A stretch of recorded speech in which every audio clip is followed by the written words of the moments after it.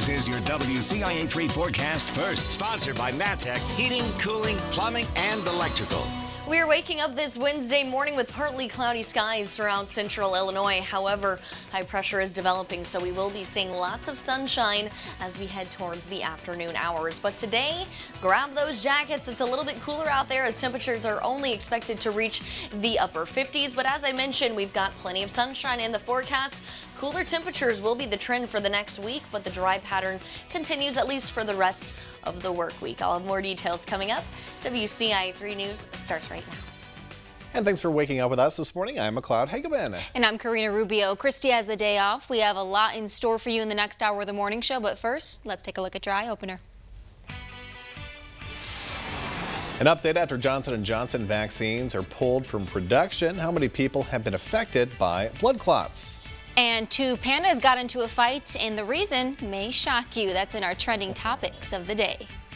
And Carl Auditory Oral School supports children who are deaf and hard of hearing. A live interview on how they are helping kids reach their full potential. Those stories and more still to come on The Morning Show. You're watching your local news leader. This is The Morning Show on WCIA3 News. Springfield police are investigating a shooting. Yeah, it happened near South Passfield and West Scarrett. Investigators say the victim showed up at the hospital. There's no suspect information at this time. And a third person is dead after a violent weekend in Champaign County. That's right. Issa Musa died in the hospital. We first brought you this update on The Morning Show. He was shot in the head while letting a friend's dog outside at a home in Urbana. No arrests have been made in any of this weekend's shootings. Champaign and Urbana's mayors are calling for help from their community. There are people who are just begging for answers. And one of the biggest questions they have is who did it and why. I think the people who are involved in the gun violence aren't understanding. It's their friends, their neighbors. It's, maybe even one of their family members who is going to end up being a victim. And if you know anything, please reach out to authorities. You can always remain anonymous through Crime Stoppers. Some people in Tolono will be boiling water after a water main break. Crews were running cable TV wires when they accidentally hit the main near Boone and Lorman. Yeah, they tried draining the water, but neighbors say there's no place for it to go. There's no place to drain the water main. I mean, we got one water main here for the whole 2 blocks, and it's been like this. I've tried for over 40 years to get it changed. When it floods, it circles my whole house. The village says water has been restored, but the boil order is still in effect. Water will be shut off at noon today for permanent repairs. The village says they will notify people when that order is lifted. And proof of income requirements could soon be reduced for people looking for a new home. One of the state's main programs to prevent homelessness comes in the form of rental vouchers. A new proposal in the Capitol would require landlords to reduce their proof of income requirements by the amount given in the rental vouchers. Advocates say the change is the first step of many to help people find fair housing. One thing we need to do is increase the number of vouchers. We need to reckon with this idea that housing is unaffordable, right? That is just a consequence of economics. It's not going to go away. Now, the state remains under an eviction moratorium because of the pandemic. While the moratorium has allowed people to keep roofs over their heads, landlords say it's causing major hits to their bottom lines. And engineering experts are warning one proposal in the State House could result in more dangerous roads. That's right, and Capitol Bureau Chief Mark Maxwell has that story.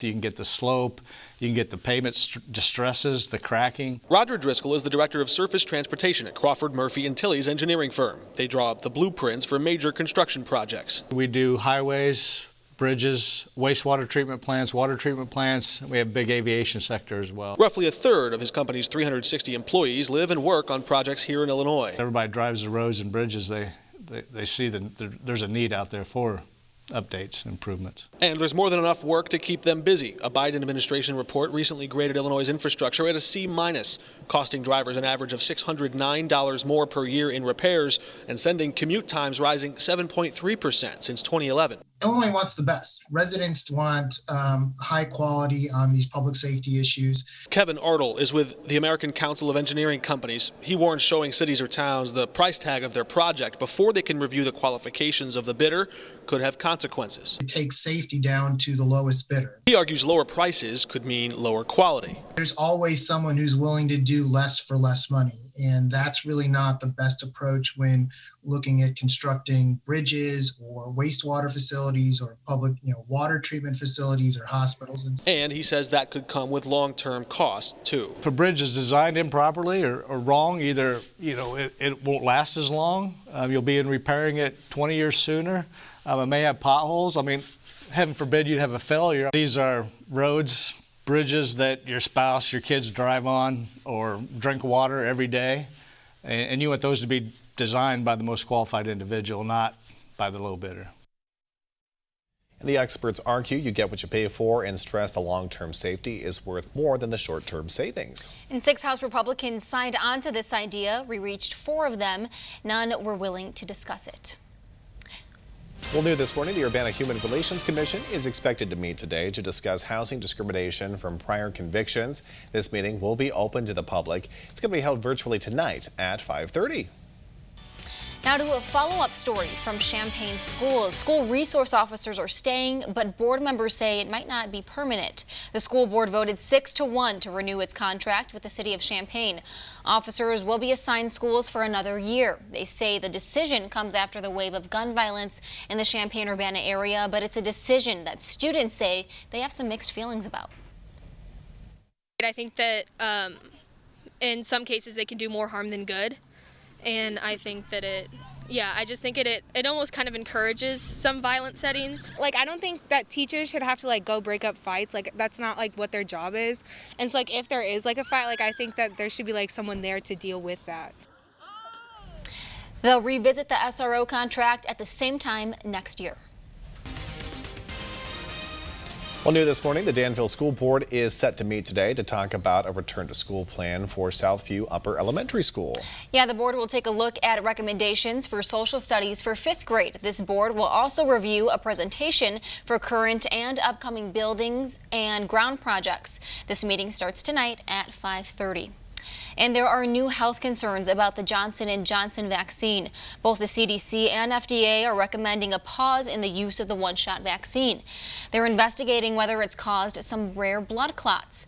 There have been 6 reported cases. It's important to note that that's among nearly 7 million doses delivered. 1 woman has died, and all 6 cases happened in women between the ages of 18 and 48. Their symptoms all developed 6 to 13 days after getting the shot. You want to make sure that safety is the important issue here. We are totally aware that this is a very rare event. We want to get this worked out as quickly as we possibly can.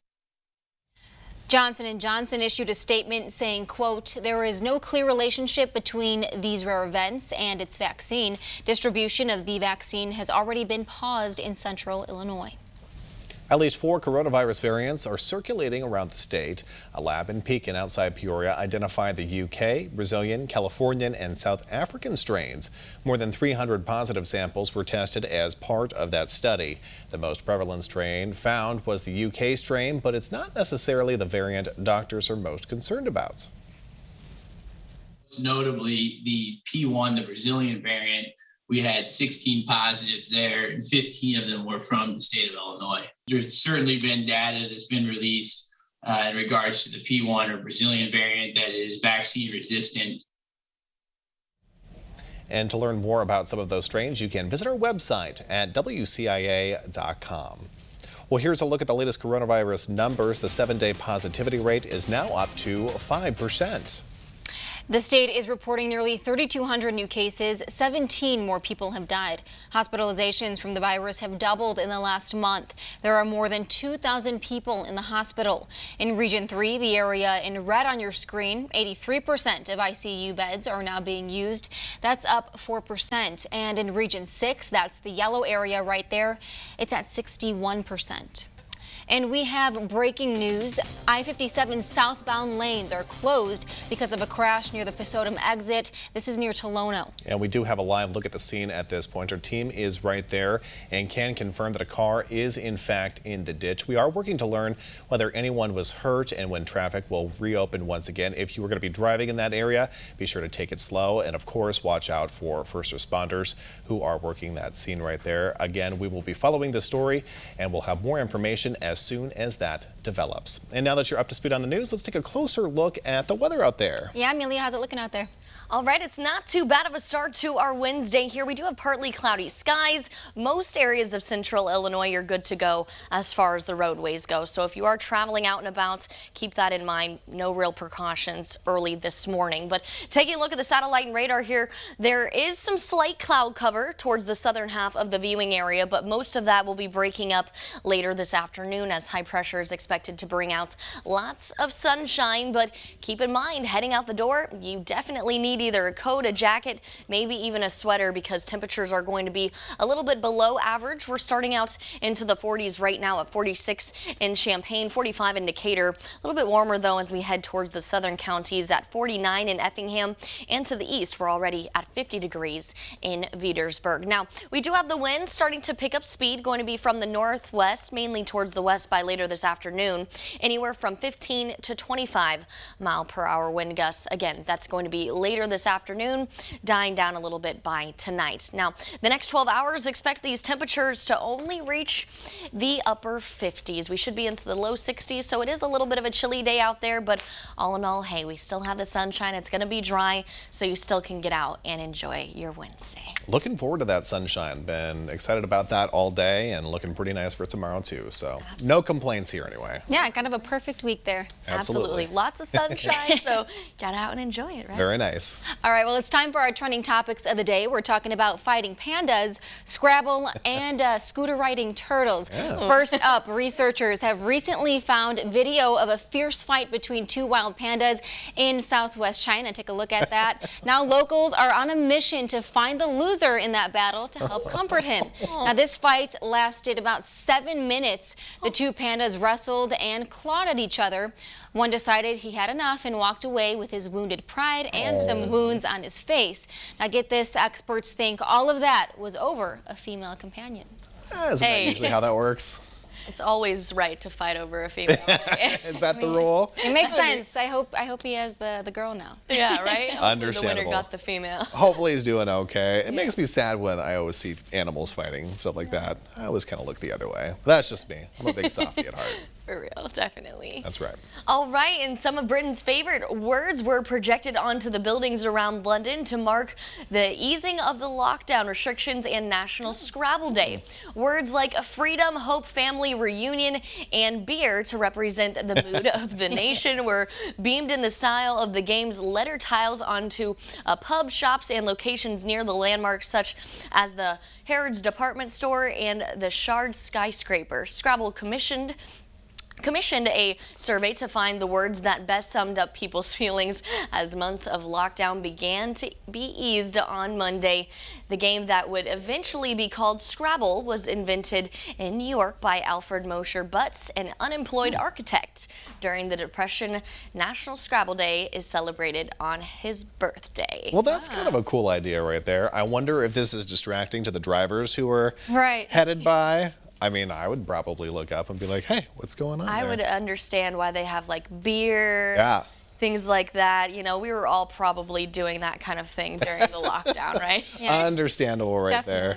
Yeah, that's kind of cool. Funny that it's from New York, the inventor, because I was going to say that kind of reminds me of Times Square. With It does. on the kind of cool right there. Absolutely. An unemployed architect. I like that. Great use of his time. Came up with a pretty good idea right there. I wonder if this is going to be popping up across the United States. I hope so. Right? It's kind of cool. Definitely. Good stuff. Well, do you guys remember gym class and those flat scooters that we would all sit on? Yeah, I do. Those are fun. The little flat scooters. I just remember smashing my fingers on them all the time. I'm going to say they're kind of dangerous. Oh, You absolutely. know, Jack Griffin might know that because he's a big scooter rider. He is all about the scooters. Yeah, That so is he'd right. probably remember. I don't know if I do though. That's right. But is that it? That's it right there. Well, kids running across the gym floor on those 4 little wheels. Well, it's not just for humans.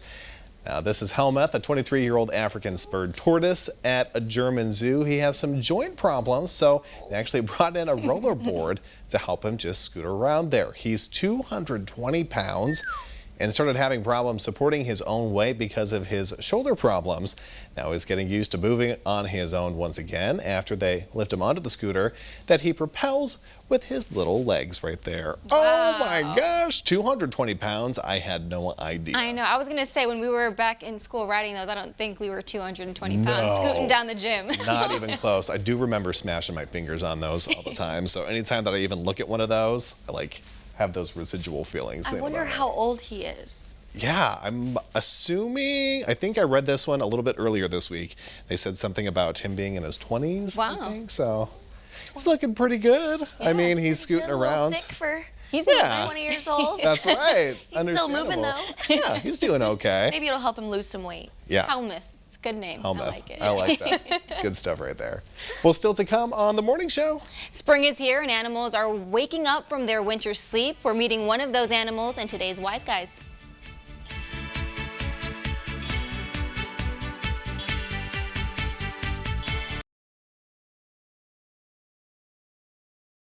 This is your WCIA3 forecast first, sponsored by Matex Heating, Cooling, Plumbing, and Electrical.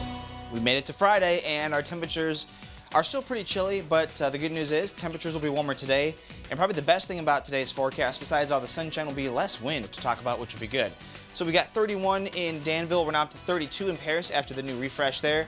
Mattoon is at 33, so is Champaign. And we've got 35 in Lincoln, 36 in the capital. And we've got all the sunshine on our Bratcher weather camera overlooking Champaign-Urbana on our Flooring America iNet. Looks great out there with winds, again, not too bad right now, coming in generally out of the east-southeast direction, under 15 miles an hour. There is a little bit of a wind chill when you factor in these winds, but it's not like yesterday. And in fact, there should be less wind throughout the day today, so that should be good. So that'll make our Friday a better day than yesterday was, but we are still anticipating much warmer conditions to be here for the weekend, and we'll show those here in just a little bit. WCIA 3 News starts right now. Thanks for joining us this morning. I'm Christy Batista. Mac is off today. We have a lot in store for you in the next hour of the morning show, but first, let's take a look at your eye opener. Well, lots of people are ready to get back outside. How you can enjoy the weather and see some cool animals at the zoo this weekend. Oops. They're fighting. It's a hot dog. It's a pickle. We're telling you where you can get a hot dog pickle in our trending topics. And we're meeting two cats from Hospice Hearts in this morning's Pet Spotlight that you can adopt. All that and more is in store for you in this hour of the morning show. It starts right now. You're watching your local news leader. This is The Morning Show on WCIA 3 News. If you're looking for a fun way to kick off your weekend, you're in luck. It's opening day at Scoville Zoo. WCIA 3's Karina Rubio joins us live in Decatur with what you need to know. Karina, they're getting a little rowdy this morning. Oh! Yeah, he's a little antsy. This is MJ here at the Scoville Zoo, but I'm going to put him down because I've been holding him for a while, so we'll give him a little break here, and instead we'll go to the zoo director. His name is Ken Fry. Ken, how's it going? Hey, it's going well. Good. Tell us who this is. This is Kobe. Great. Yes, we have Kobe and MJ, and the keepers are using sports-themed names. And so there's a, the Tony Hawk. There's Tony Hawk, this white one that's running around here. He's over here behind me over there. So, yeah, and then, so I haven't heard what the other ones are named yet, but that's kind of their theme this year. Awesome. Yeah. So apart from that, tell us what else is new and exciting at the zoo this year. Yeah, we get to run our training carousel this year. We're real excited to be able to do that. We couldn't run them last year because of COVID restrictions, and this year we are able to, but we're going to do some social distancing on the train and on the carousel as well, like every other row. And then we'll be wiping down the animals on the train seats after each ride. So it'll be a little more involved to actually run the train and carousel this year, but that's kind of new for us. We're excited to get them back going again. Awesome. And you said it's about 25% capacity, but people can buy tickets beforehand online. Yeah, sure. Buy them online, and if you show up at the door and we have space, we can get you in. For the most part, we're able to accommodate everybody that walks up. It gets a little crazier on free days and school bus days, but for the most part, we can accommodate people if they just show up.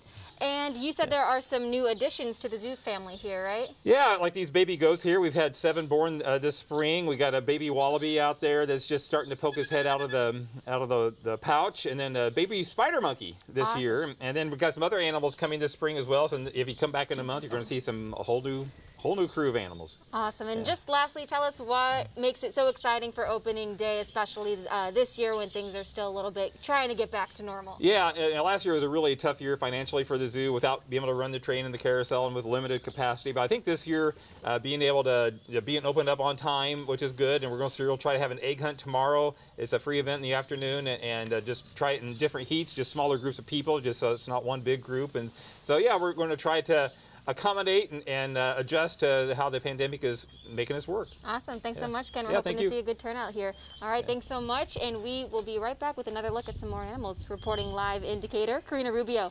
WCIA3, your local news leader. And fans are excited for a taste of normalcy today leading into the weekend. Hundreds of people were in Farmer City getting ready for racing at the Illini 100. It's the Raceway's big event, first big event since the pandemic started, and WCIA3's Bryce Beeman has the story. We're expecting a good turnout because of everybody's ready to get out. We're outdoors. It's a little chilly today, but it's going to be a nice weekend and ready to get back to somewhat normalcy. We want to see racing. Hundreds of fans came from all over the country to watch the Illini 100. I enjoy it. I'm with good friends. You meet a lot of nice people at these racetracks. The race has been going on for 13 years, but COVID put a stop to that tradition. After the race was canceled last year, people tell me they're just excited to be back. We can't really tell you how happy I am just to be out here and watch this racing. We're all a bunch of just race fans, and we travel around this area to all the big races. The races start this weekend, and organizers say they plan to take temperatures at the door. Masks and social distancing are encouraged and mandatory when getting concessions. But they say even with all of that, it's nice to have a sense of normalcy. This is really the first get out and start of the season. But for some die-hard racing fans, they're excited to hang out with one another, but also that Illini 100 is back. It's just good to get out of the house and go somewhere besides sitting in the house, and sitting at home.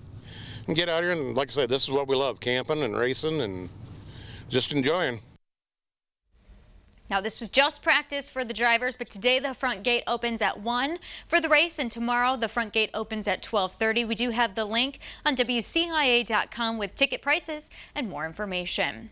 State police are responding to a crash on I-55 in Sangamon County. It could affect your route this morning. Officials say at least one person was hurt in the southbound lanes. That crash happened near Pawnee. All lanes are blocked right now, and they are expecting to continue that. Try to avoid the area if you can. We'll keep you updated as we learn more from troopers. Another car crash put a 17-year-old in the hospital. Xander Mitchell was actually on his way to soccer practice when this happened. He had to be airlifted to a hospital in Springfield. The Macon County Sheriff's Office says he totaled his car after he hit a utility pole around Illini Wick and Beardsdale Road. Mitchell has broken bones all over his body, and he can't walk right now. His aunt says his parents have taken off work to be with their son. I think it's important for people to know that everybody's asking what they can do now, but this is going to be a very long road for Xander and his family, so continued support throughout the whole process is appreciated. People have already started collecting donations for his surgeries. Their goal is to raise $10,000. They have $2,500 so far. A woman is searching for the person who helped her mom after a car crash. This happened near North Town Center Boulevard in Champaign by Marketplace Mall. We told you about this yesterday on the morning show. 3 cars crashed. One landed upside down. The driver of that car was taken to the hospital, and now her daughter wants to thank the person who stopped and helped before first responders got there. Deputies in Rochester were called to a home on White Deer Trail near Johnson Road after a man was stabbed. They found 38-year-old Joshua Filer in the driveway. He died at the hospital. A man from Chicago is in custody after Charleston police say they found a gun and drugs during a traffic stop. This 35-year-old man right here is facing several charges. Police pulled him over and found out his license was revoked. He gave police permission to search his car, and they found a gun. He then ran away. Police chased him and saw him put his hand down a storm drain. They say they tased him after he refused to remove his hand. Police found a plastic bag filled with what they believe to be cocaine in the drain. Effingham police are looking for someone involved in a theft. They say a wallet was stolen from the Silk Purse thrift shop on West Fayette Avenue. Police are looking to find the woman pictured here in the gray sweatshirt. If you recognize her, call police. The debate over more gun control measures continues in both Washington and in Springfield. Illinois lawmakers are considering adding more background checks to FOID card processes, and President Biden called for a ban on assault rifles.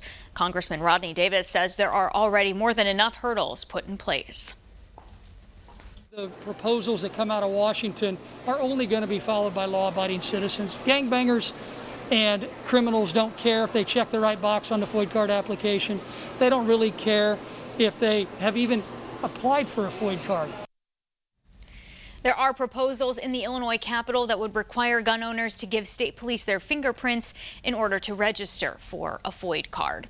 Some people in Buckley are without running water, and it will continue for a few more days. There was a water main break earlier this week. The village president says they were able to fix it, but a pipe is causing more problems at 4 different homes. Homeowners were given hoses for the time being, but those froze. One woman says she went to her family's home in Indiana just so she could shower. The village president tells us she's been trying to help them come up with solutions.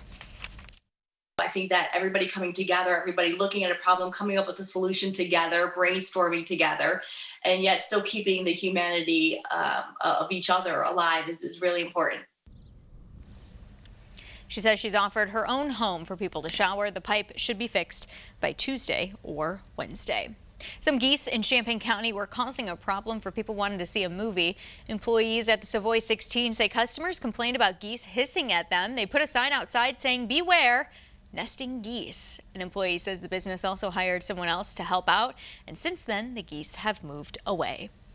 A Chicagoland area businessman is throwing his hat in the ring for governor. Gary Rabine is adding his name to the Republican primary ticket. He joins former state senator Paul Schimpf and state senator Darren Bailey in the primary. Rabine promised to create 50,000 jobs a year and cut property taxes in half. The State Democratic County Chair Association says he pleaded ignorant when asked if last year's election was valid, and that disqualifies him for office.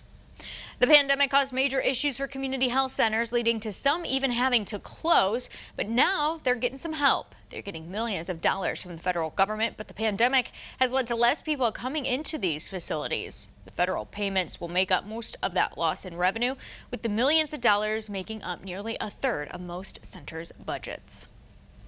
Of patients that we've seen over the course of the year, that's of course, correlated to a drop in revenues. So this will help make up for a lot of the loss that we've had over the last year, and also help to, spring us forward and, kind of be on the front end from now on.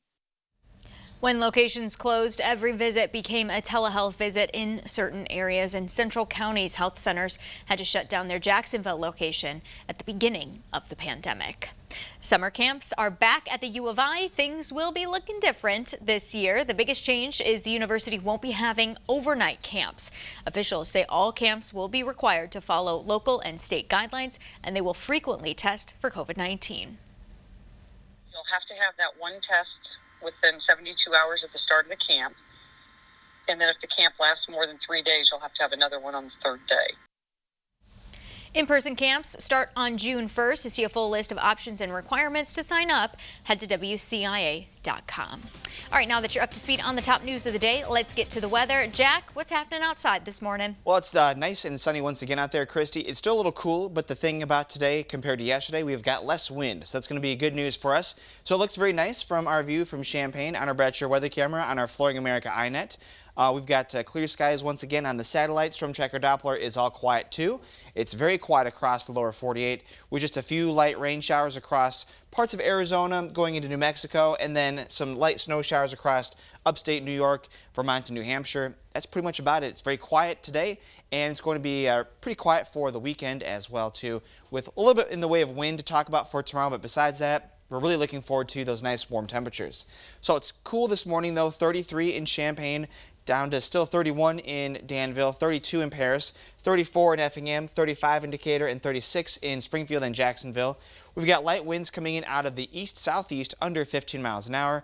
And so as you can see across the viewing area with your cast, our high temperatures today should be right around 50. So within a few degrees of 50.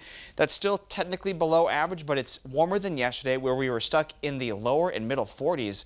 and it's going to be also less windy today as well. So it's definitely an improvement compared to yesterday, but we've got even better conditions for the weekend. We've been calling for it all week, it seems like, and now it's finally here, and we really haven't changed much with the forecast, which is good. Yeah. So, yeah, it's going to be just really nice outside this weekend, especially for Easter. Yeah, that's awesome. Yeah. I was saying earlier, I remember some years when kids especially had their winter jackets on, looking for those Easter eggs. So Well, yeah, it's gonna be good. Even one of my first years that I was here, we had an 8-inch snowfall on Easter Sunday. So you know what? Yeah. We'll take it. It's good. I So, like it. 70s is going to feel great. Yeah, it's going to be awesome. All right, thanks, Jack. It's time for trending now. We're talking about a COVID-free town. Okay. Yeah, that's real. Hurricane Harbor and a hot dog pickle. All right. Or pickle hot dog. I don't know how you call it, whatever.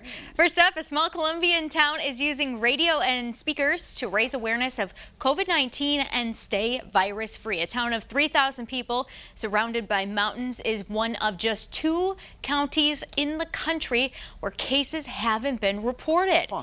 Health officials say they've been able to keep the virus away thanks to disciplined behavior of locals and constant radio campaigns that urge people to keep social distancing and wear their masks. The town's location is in the mountains, far from any important roads, and that has also helped to stay COVID-19 free. The town has just 7 streets and 6 avenues laid out in a neat little grid there. Colombia has a population of about 50 million people, and officials have reported more than 2.3 million cases of COVID-19 across the country there. Wow. That's pretty cool. I mean, Yeah. I mean, I know that it's spread everywhere, but for the most part, but you know, the more remote you get, the better chance you get not having it, and that makes sense. They're going to be talking about that for a long time, too. That's pretty cool. Yeah, good for them. And it looks pretty, too. Just It does. The geography just looks really pretty. All the mountainous areas there of South America, it's nice. These guys are hard at work there. Oh, yeah. Well, hopefully keep them COVID-free. Yeah. So Six Flags Hurricane Harbor is coming back to Gurnee this year. The water park opens for a season on Saturday, May 29th. For the first time ever, it'll operate with its own entry gate, completely separate from the theme park. There are plenty of COVID-19 safety protocols also in place. Guest arrival times will be staggered for social distancing, and the park will use an online reservation system to manage attendance. This year, Hurricane Harbor is also introducing a brand new attraction. The world's largest water coaster, the Tsunami Surge, is opening. It's over 86 feet high and uses jet propulsion technology to push riders through uphills and drops. You can buy a single-day admission ticket for $40. Free admission is still included for Six Flags members and season pass holders. That ride sounds pretty awesome. It does. I wonder if they're going to have a mask requirement. Pretty hard to do that in on the a water ride. Yeah. Yeah, that's what I was thinking too. But hey, if there's social distance and everything, you know. Well, they have masks on. Yeah, I don't know how that will work. I don't either. That sounds really. They don't make plastic. Yeah, that doesn't sound good if a mask gets wet. Yeah. I don't know. I'm excited to go back to water parks and things like that, and roller coasters and everything. It just sounds just so nice. I mean, I love some of the water coasters that they have up at Noah's Ark up in the Wisconsin Dells. Yeah, that place is really fun. Oh, that's cool. I'll check the temperature as they walk in. Check the temperature as they're coming in. Huh. Cool. Whatever we gotta do. Yeah. Yeah. All right. Do you like corn dogs? Yeah, I think. Yeah, I do too. You've probably never seen a corn dog like this one, That's what I was saying. Like, I know this one's gonna be a little bit interesting. Yeah, take a look at that. They're all the rage in downtown Disney in Anaheim. It's called the Panko Crusted Pickle Dog. Huh. That's what they're doing there. It has the usual cornbread shell with the hot dog inside, but the dog is actually stuffed into a hollowed out dill pickle. And for good measure, every order comes with a sign of peanut butter for dipping, which I don't get. What? I don't know about the peanut butter. You do have to ask for mustard if you want that. The price for this treat, $13. I hate pickles. Oh. I hate pickles. So you wouldn't try it? No, that looks. You wouldn't even give it a shot? That's nasty to me. I mean, I'd give it a shot. I do. Not with the peanut butter, though. Yeah, I don't understand the peanut butter. I just do not like pickles. I mean, you know, on a Chicago dog, you have a pickle on it. Well, I don't really like Chicago dogs. Well, because you don't like pickles. Because I'm not from Chicago. You don't like pickles either. Don't like pickles. Nope. So I don't know. I think I'd go for it. Sounds pretty good. Not gonna lie. It just. I love corn dogs. Corn dogs are good. At the fair, A ballpark one is good too. Yes, but sure is. And I mean, I agree. Like the whole, it should be mustard, not ketchup. Like I can agree with that when it comes to the Chicago stuff. But to me, that's no.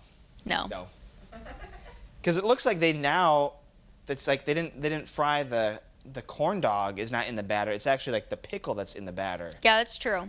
And so maybe that would modify the taste, but still, like, nope. I'm really curious about the peanut butter. I don't get it. I don't either. I don't get it because I mean, I understand the whole putting peanut butter on celery. Like that's an odd combination at first, but then when you try it, that's like, good. Oh, it works. Yeah. But I mean, with my already just disgust for pickles, I don't think I could really coat it in anything to make it. Weren't they doing pickle popsicles a few years ago too? Yeah. Yeah, that was a thing. I didn't have one. All right, still to come on the morning show, we are meeting 2 cats from Hospice Hearts. Oh, yay. In this morning's Pet Spotlight. We'll be right back with that.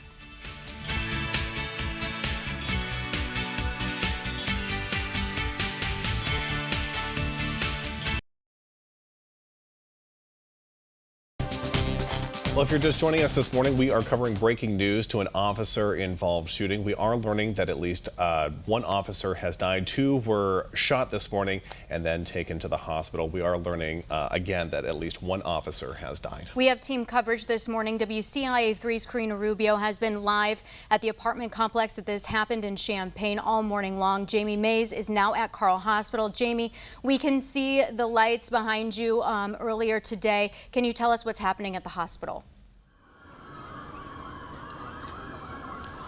Christy, what we found out just minutes ago was that 44-year-old Christopher Oberheim did die sometime today when he was sent to the hospital. He was sent to the hospital in critical condition. Another officer was sent to the hospital in stable condition. We're still waiting to hear more about the officer who was sent in stable condition, but what we do know is that both officers were responding to a domestic dispute earlier this morning.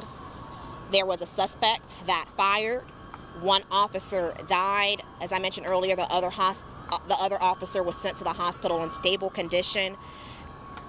Oberheim was on duty. They mentioned, the Champaign Police Department mentioned that he was here to serve, protect, and help provide care before he was senselessly killed and shot at. Right now, we're outside of Carle Hospital. People are lined up. Law enforcement is out here. We're going to update you with more information as it becomes available. Live in Urbana, Jamie Mays, WCIA 3, your local news leader. And Karina, you've been at Town Center Apartments all morning long. This started at about 3:30 this morning. Can you tell us what happened there? Yeah, Christy, you can still see that they have the crime scene taped off right here. It's been taped off for about 6.5 hours. And if you look over there, you can see that they have those evidence markers on the ground right where it happened in front of this apartment building. Now, authorities say that 2 officers responded at about 3:30 for a domestic disturbance. When they got here, they did see somebody that was armed. The 2 officers and the suspect then started firing at each other. That's when the suspect was hit. He died. That person died here at the scene. And those other 2 officers, we did see them being rushed off to the hospital in ambulances. Now, we are still continuing to follow this throughout the day. Illinois State Police is the main agency that is handling this investigation. And there have been officers from several different agencies here throughout the day, dozens of officers, and they have been supporting each other, comforting each other, and giving each other pats on the back during this very difficult time. Make sure you stay with WCIA 3 News online and on air as we continue to follow this story. Reporting live in Champaign, Karina Rubio, WCIA 3, your local news leader.